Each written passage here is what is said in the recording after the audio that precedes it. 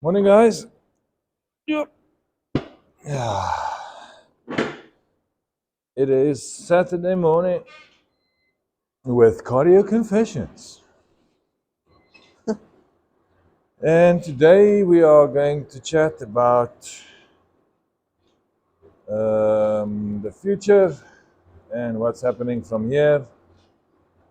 So today is our last day as chill and relaxed in terms of training and cardio and dieting. And from tomorrow, we have 6 weeks, 42 days until we fly to Spain. So, what's the plan? How are we going to do this? What is the structure of training? How are we going to train? How are we going to implement cardio? What are we doing with the food?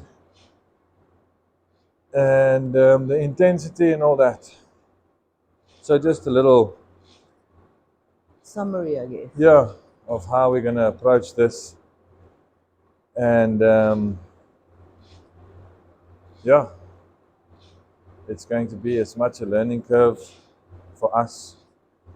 The flight, water retention, what we're going to do with sodium. So there's a lot of studying to do and monitoring of our physiques, water intake.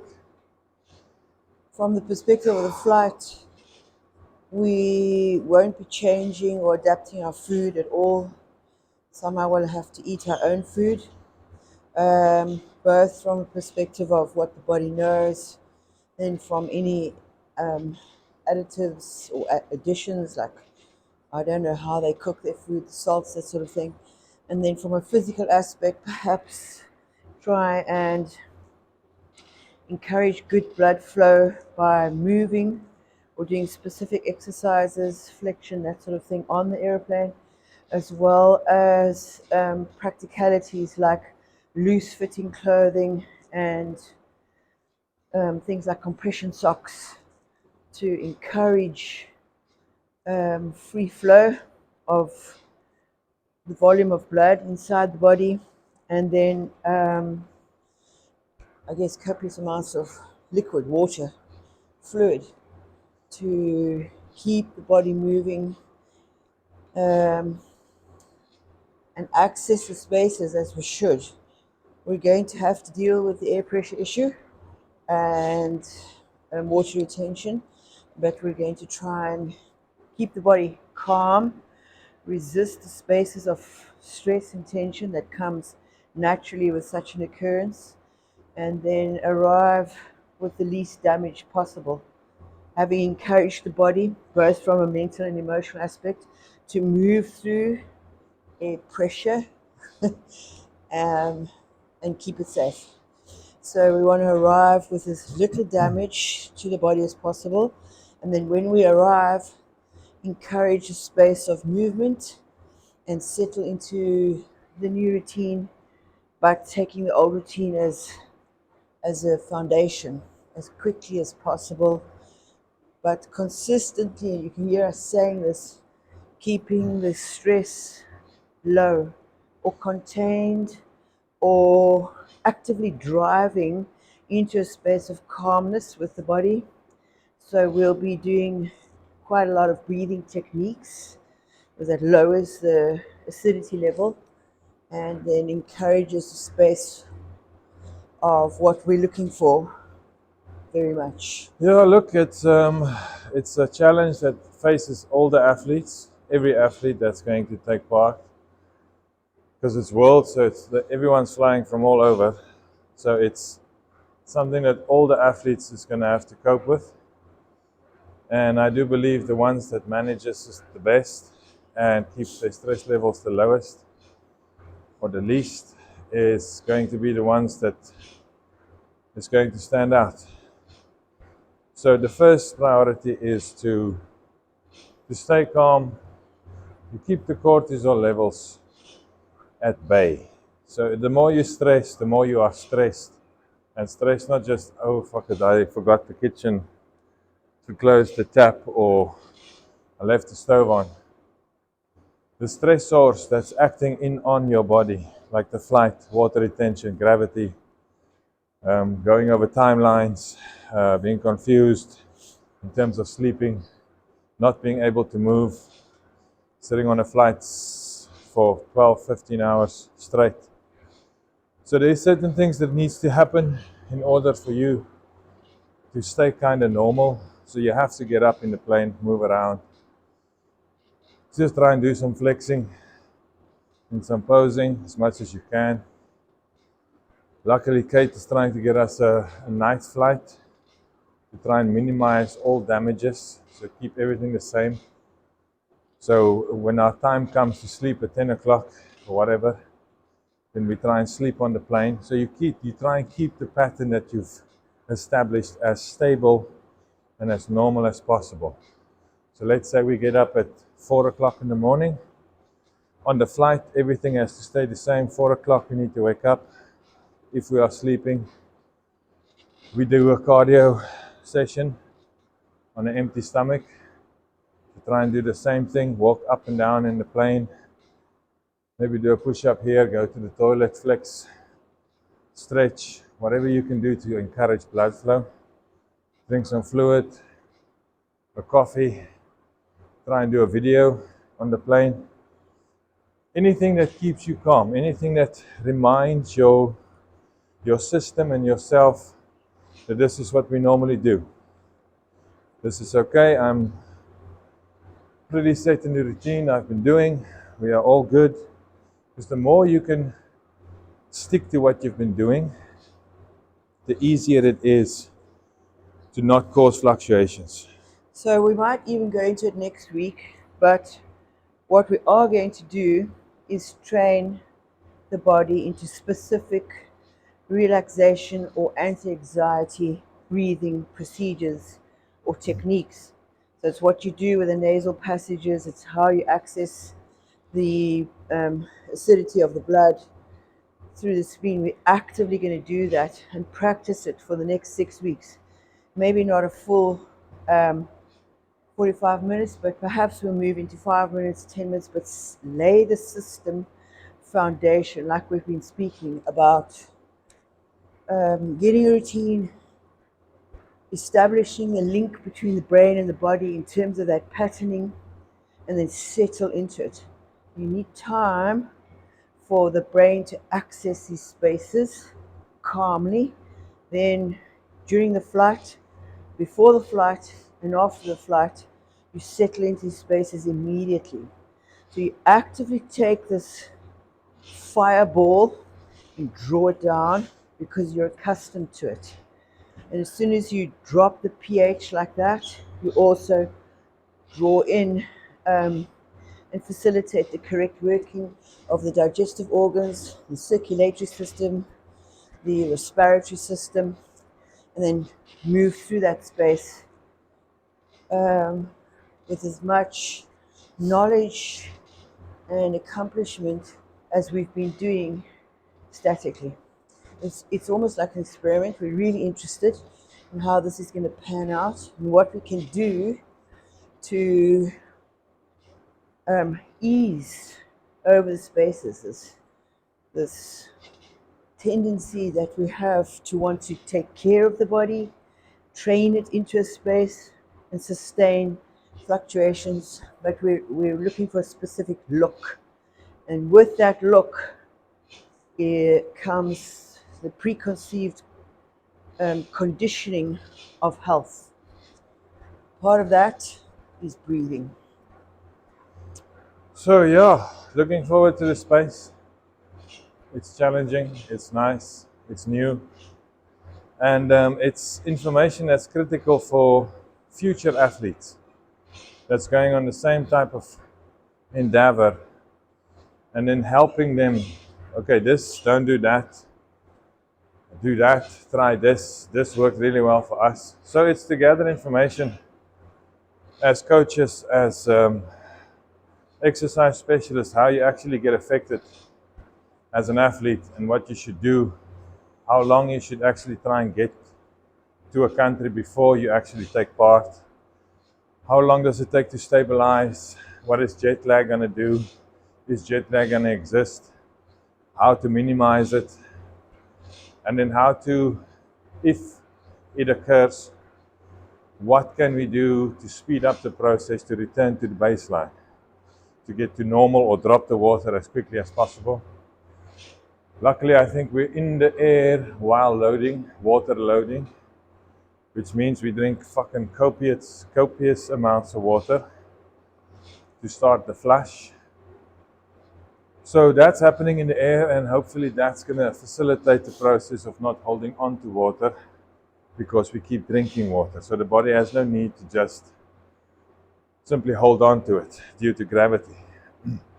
Plus, we know it's going to happen. So I'm going to manipulate the sodium intake, make it a little lower, so there's no hold on to the water, or there's not enough sodium in the body, a higher concentration of sodium to hold on. So I'm going to drop sodium a little so that the water can go off. So we drink water, nothing to hold on to it, and it can go off, and then frequent movement on the plane to encourage just that. It's all about trying to move the blood. That's pretty much it. Because if you sit and gravity is pulling hectically on you, it's pulling everything into one direction, which means our legs, if you stay seated, all the water is going to go sit in your feet. So the more you can keep the cock spinning and make the blood move so it doesn't stop and sit in your feet, the better. So you can see there are things we can control and there are things outside of our control. The things we want to control would be the flushing of water so that we don't swell up and retain water too much. We're going to do our best to control that space, but within that space there's things that are out of our control, and that's what we want to calm the body down in. So we want to take it from a stressful situation in terms of different air pressure and cabin lock, and then teach it from now already how to overcome that space and work into a place of excellence that we're looking for. And this is symbolic of everything that happens in life. There's little containers, little pockets of clear exhibition of how you need to live life, and then you practice that, you work into it, and you spread it out across the field. It's the most amazing opportunity to get in, learn, teach, and then spread, distribute, lift the levels all the time of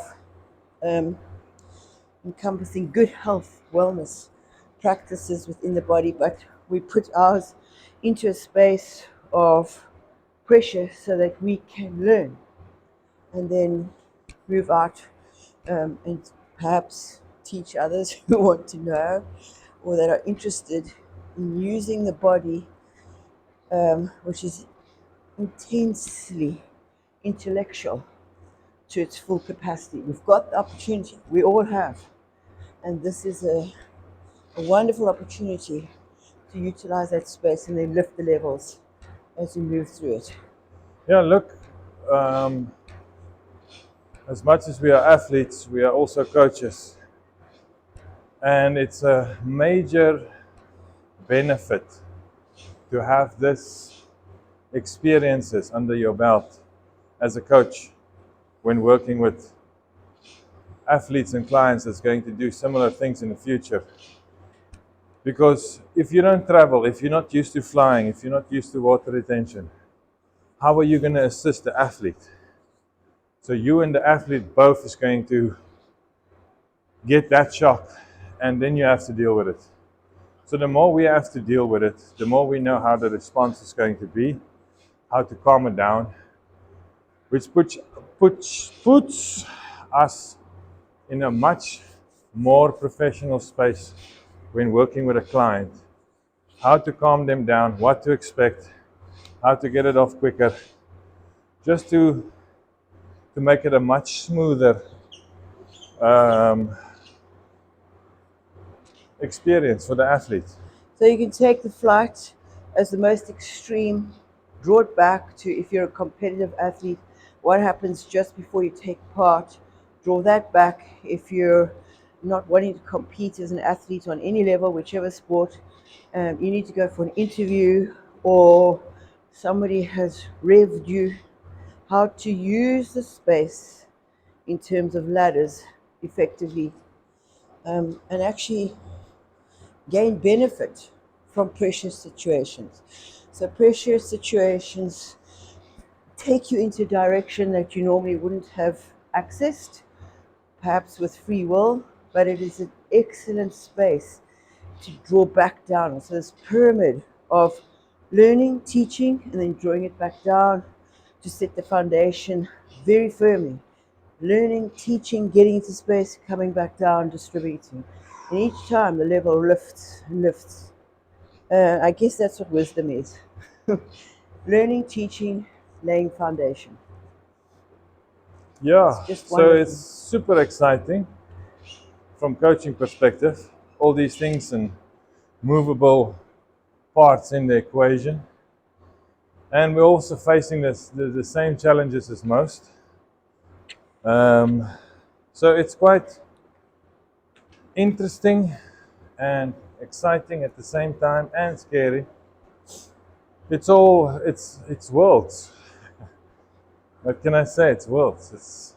It's what we've been working for a long time, and now it's finally here. And as much as it's a challenge compared to what we've done and been through, this is just another challenge that we will succeed in. We are planning, we are getting our shit together to do just that. The more we can arm ourselves with information and knowledge before this happens, the calmer you can be with regards to knowing kind of what's happening and why it's happening and how to facilitate it or how to step out and just let the body do what the body needs to do. Because So, many times if you don't know, you start panicking and you do weird shit because you're panicking, which actually just makes everything worse. so the next 6 weeks, we're going to train the body. Our training will adapt to where we need to go, perhaps lift it past what is expected of us so that the settling down still leaves room to maneuver in terms of our predicted result Yeah. of a look. So we set the body up for this and we train it daily, training it to get to a certain space, taking in accountability for yourself in event of uncontrollable situations. When those uncontrollable situations arise, you've also trained that level. This is what we do when the situation seems to be spinning. Draw it back in, come into the training, settle it down, and move back through it. So our training physically, our adaptation to get muscular activation, linking it to the brain, will connect to the space. So we try to cover all bases to lift it up to a certain space. The training is going to be different, right? Very, very. Yeah, there is some adaptation that needs to take place in order to facilitate a stable environment. So what we can try and do, if you think about it, is try and match the chaos that's coming, so that when we're in the chaos, it's normal, and the body doesn't fluctuate or kick back because what are we doing now? So I'm gonna try and shape that space for us now, so that we are completely comfortable when the space actually happens. The body doesn't know where you are or what you're doing. It understands stress and stimulus. So if I can basically manipulate the space to a certain degree, I can kind of keep everything going as it was for the last 6 weeks, knowing what's coming. So I can plan for that, knowing you have to get up at, say, 4 o'clock on the flight, going for a walk, doing some posing, doing some flexing, drinking water, how it's going to react, how it's going to feel, how I feel, how it's different what I'm feeling when I'm on the plane. and then having the background information of do not panic. Okay, this is different, but there's still no reason to panic. The physique looks okay. Everything is working. I'm not holding water. I'm frequently urinating. Everything is moving as it should. And then when it doesn't, to know to not panic, slowly make a different plan or look in a different avenue.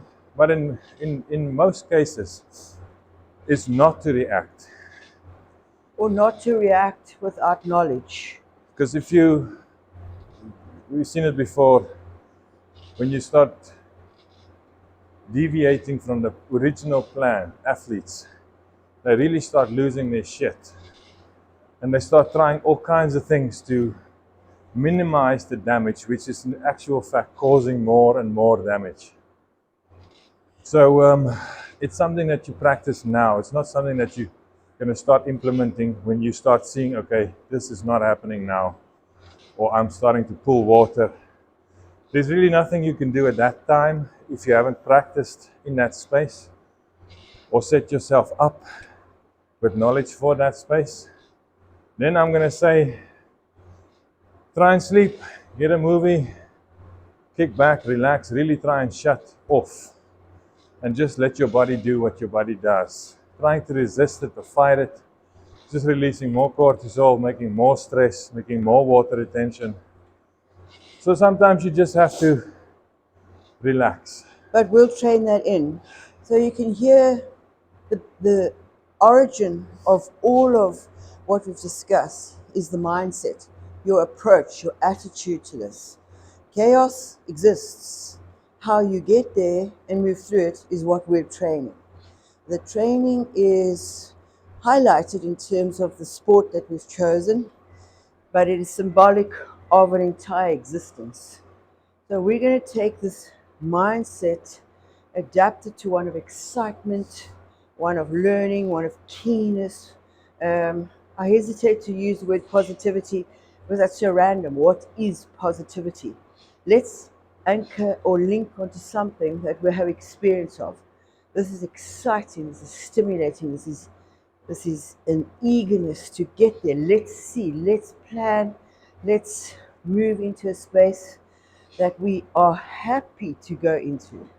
We want to experience this and set the body up from that perspective before we start all these things. We can approach it from the space of, oh, what are we going to do? How are we going to get there? And that we're just highlighting 4 or 5 days and the travel to and from it.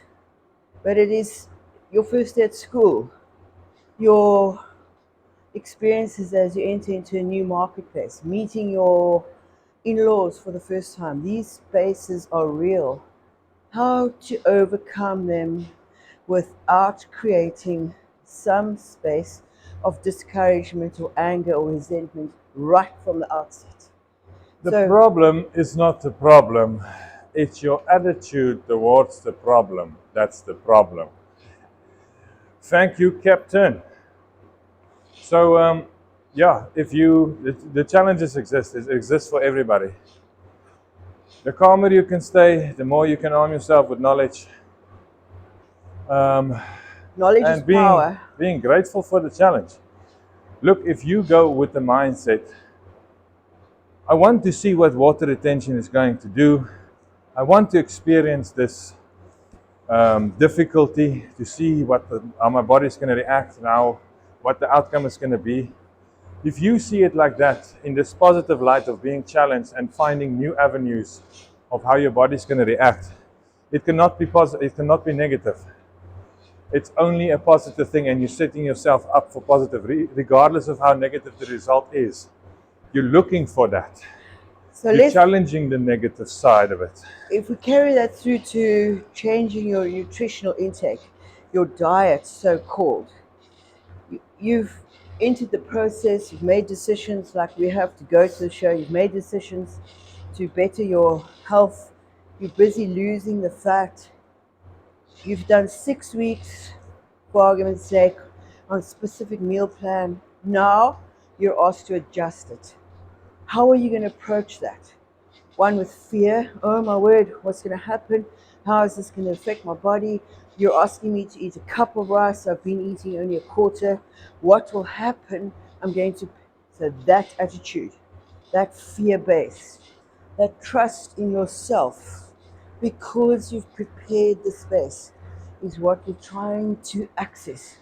We're calling it upon ourselves. Come and look what happens if you enter a new phase or a different space with pre-prepped knowledge. Take it even deeper. If you enter your morning space of a new day of 24 hours, you've taken the time to encourage knowledge. You've prepped your food.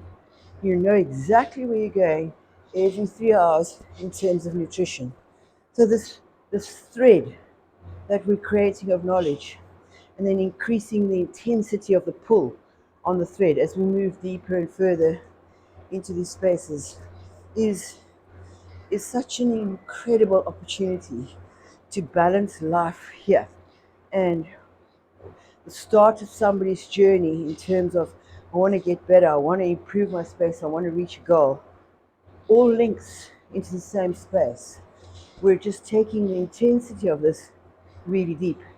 And the challenge is incredible. It's such a wonderful challenge. Draw it back down to daily life. So the next couple of weeks is going to be interesting. This is also the last episode of Cardio Confessions.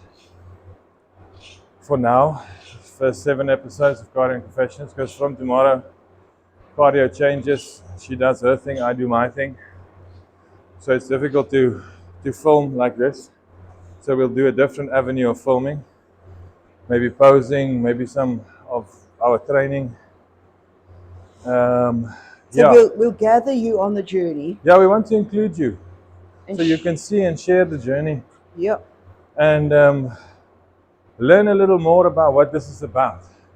Because there's this preconceived idea, or you have people in mainstream media that dictates how this goes, or that's the only thing you see and the only information you get. So we would like to show you, that's why we started this now, so you can kind of get to know us, learn who we are, what's our personality types, how we react to certain things. So you can see when something is going right or wrong. That's my pure reaction. You know me now, kinda. So you kind of know, okay, this is a fucking stressful situation, or you can see he's panicking, or he's genuinely calm, he's okay. So normally he would have freaked out by now, but he's still. So that type of feel, so you can get a feel of who we are before we get tested, and then you can understand when you see the reaction, okay, this is serious, or okay, no, this is just acting, or whatever. But yeah, to give you some background information about who we are, and the process that we're about to embark on.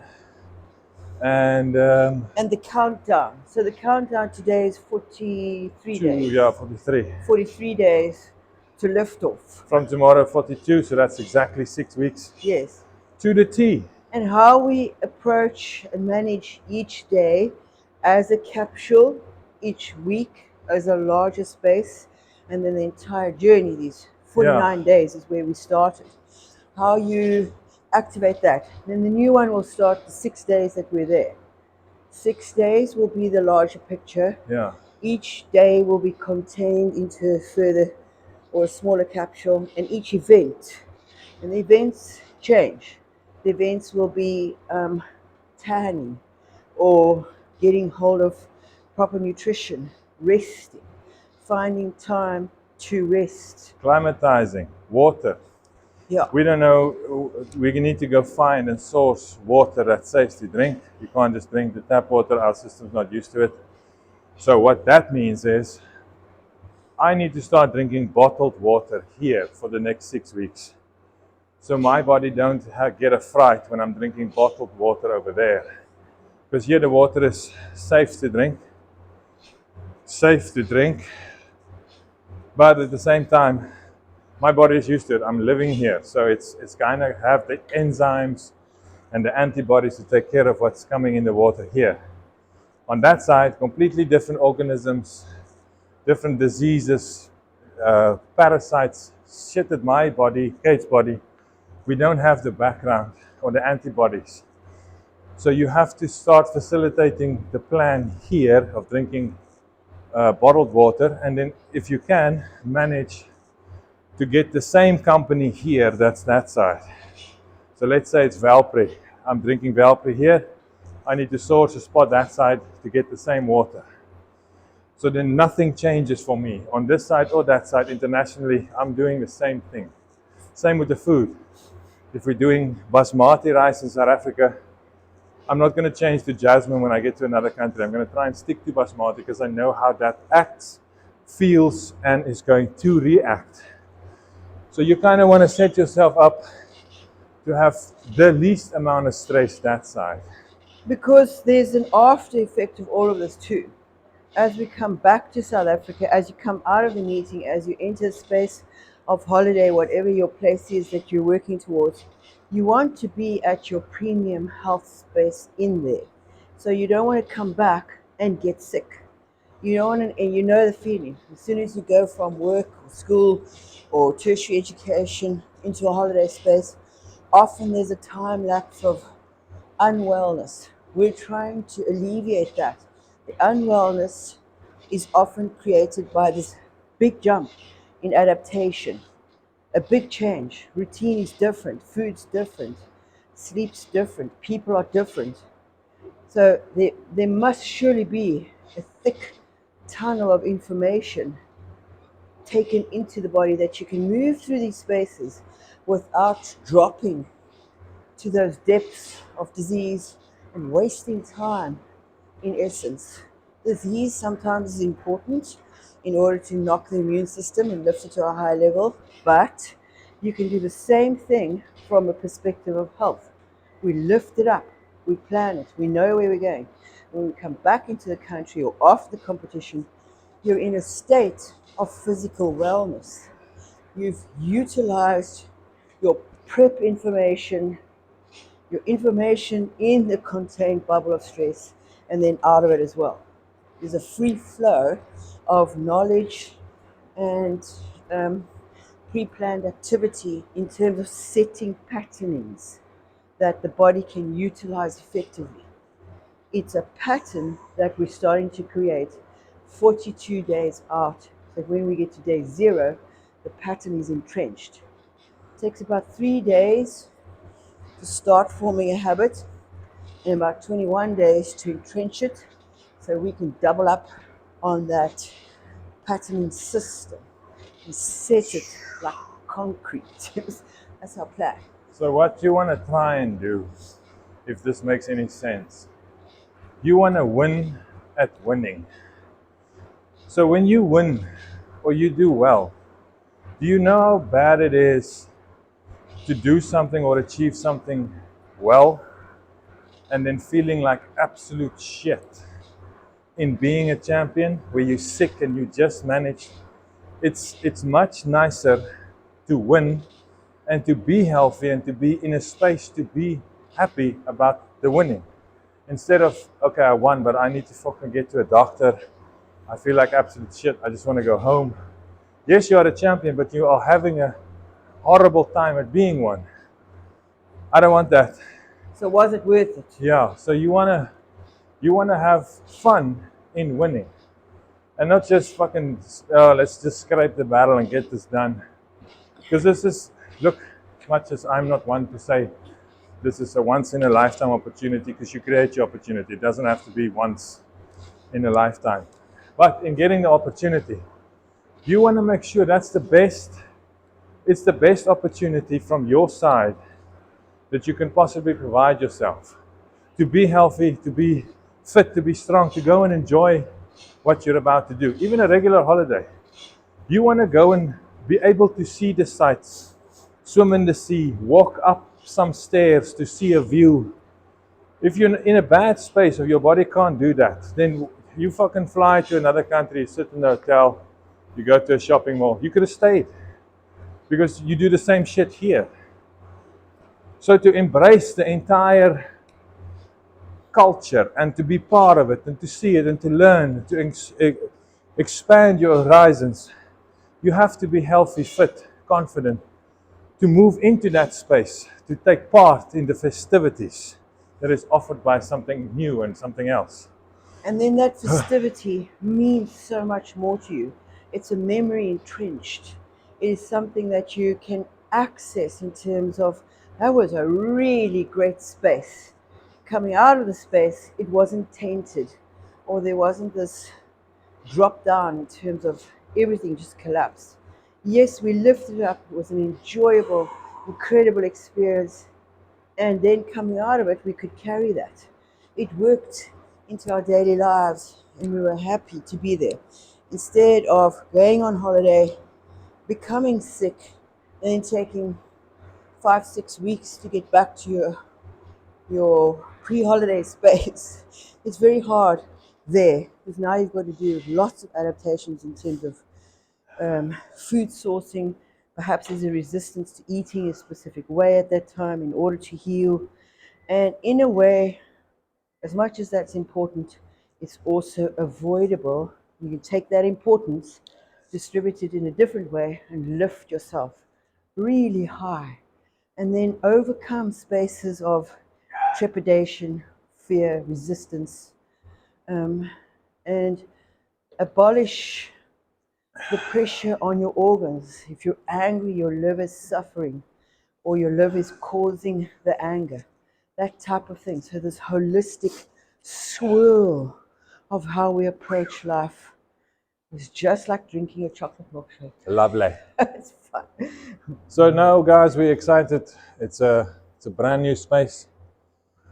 We're doing it together. That's nice. You got each other. She's used to traveling. She was a swim coach in Dubai for 4 or 5 years.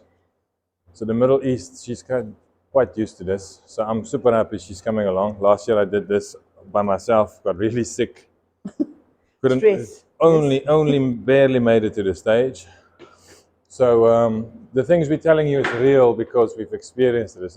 We're not trying to shape imaginary scenarios. This actually happened. I had the worst fucking time of my life at my first Worlds because panic sets in. You're on a plane, you don't know, you're eating the food, you're not moving. I'm not going to drink water because there's going to be water retention, which is the fucking worst mistake I could have made. You have to facilitate the water. If you're holding on to it, give it some more. I held back. Luckily, water retention is not a big issue for me. It's never been. But it's real. It's real. And when you're that conditioned, you only see how bad it really actually gets. If you're normal and you don't have any of these specific anatomy-looking objects that you want to have standing out, then you don't even know you have water retention. You feel a little sluggish, shitty. Okay, yeah, my socks is making a print in my leg, and that's pretty much where you are. If you are conditioned, you climb on, you have no fat, you can see your fucking heartbeat in your ankle due to how many veins you are and how vascular you are, and you get off the other side and you smooth. There's no vein, you can't see your ankle bones. It's just one thing of water. Then you see panic sets in.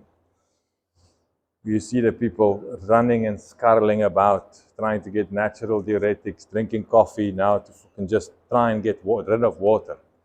And you see how the water becomes more, the more these people stress, and the more they run around now trying to find a pharmacy or trying to get dandelion and what, to try and facilitate getting the water off. It's too late. It's too late to go into a panic now. I'm not saying it's too late, you can still turn it around, but panic shouldn't be part of the equation because that's the thing that's causing the problem in the first place. So yeah, looking forward to the next 6 weeks. I'm looking forward to it. It's a very challenging space, which is what we live for. That's pretty much all we live for, is the challenge. Fuck a comfort zone. So really looking forward to that. And yeah, to take part with the best. It's nice to go out and measure what you've done against the best in the world. It's significant of where you are in terms of, is my methodology on point? Is my approach to bodybuilding or female bodybuilding, female physique, whatever clients I work with, how is my approach compared to international standards. And then when I put an athlete on stage, how does my quality of athlete compare to the rest of the world? This is much more than just athletes. We are also coaches. So you want to see how you match up with the standard of international coaching. Because we watch the people on YouTube as well. We know some of the coaches. And then where do we fit in terms of being a good coach? What do I have to offer? What do you call it? Athlete and athletes taking part. Sorry for checking behind me all the time, but we are faced with our backs to the street. So we can't see behind us, and there's been some uproar in town as of late. There's a lot of break-ins, a lot of people. Last night again, another student was held at gunpoint. So we're just making sure that everything is kosher. And that's why I keep looking around. Other than that, guys, thank you for watching the last 7 episodes of Cardio Confessions. It's been nice sharing some just chat and banter with you guys. It's not really what we do. That's why it's so much fun to just sit and talk to the audience. Other than that, now it's going to be training, full mode. She goes to earphones, I go to earphones. I do an hour of cardio, she does an hour of cardio, and it's separate. She does stepper, I do either cycling or elliptical. And yeah, then we'll find something else that we can do together to make more content. We'll split it up now for the next 7 episodes. We'll focus on, say, either training techniques or posing techniques, or what we do with our food, what our food looks like. Regardless, thanks for watching. Thanks for signing up. Please subscribe, comments, shares, likes. You know how the deal works. Get the algorithm going. Get the information out there. Tell your friends. If you're looking into bodybuilding on a safe side, on a holistic side, and for longevity, then this is the channel you want to be at. Because I've been doing this for 15 years. She's been doing this now for 9, 10. And the thing that you might not know, I'm 38, she's 56. We met late, so it's not like this or that. I met her about 10 years ago. This is when this journey started to excel into fitness and physique, women's physique. I was doing super heavyweight bodybuilding then, and I wanted to move out of that. I didn't like the muchness of the size, so I went with classic physique, which has been awesome because it really emphasizes the importance of the lines and the small waist. Our bodybuilding was in the golden era, so that's what I really enjoy. So classic bodybuilding, classic physique. I'm not a mass monster type of guy. When I do get big, I have a tendency to break the lines. So you just become massive. There's very few features. You're just big.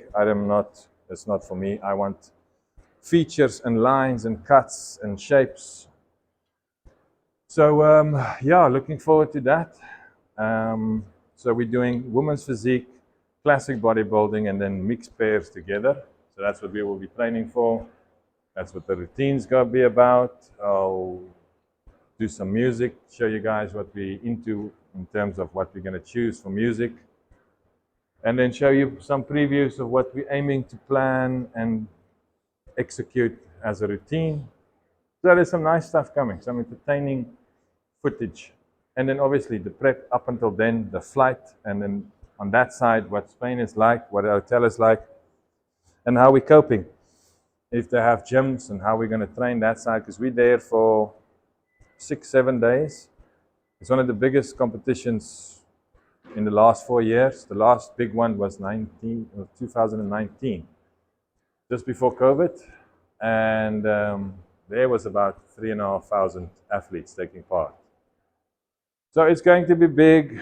And this is also the first opportunity in 10 years for me and Katie to step onto an international stage, first of all. And secondly, to do it together, which is it's out the ballpark in terms of a goal, because we never thought that would be possible. And here we are. We're going to Worlds, and we're going to do an actual show together, which is super exciting. So we'll see you guys in the next one. Like, subscribe, share, tell your friends, tell your mommy, auntie, uncle. We are doing this. See you in the next one.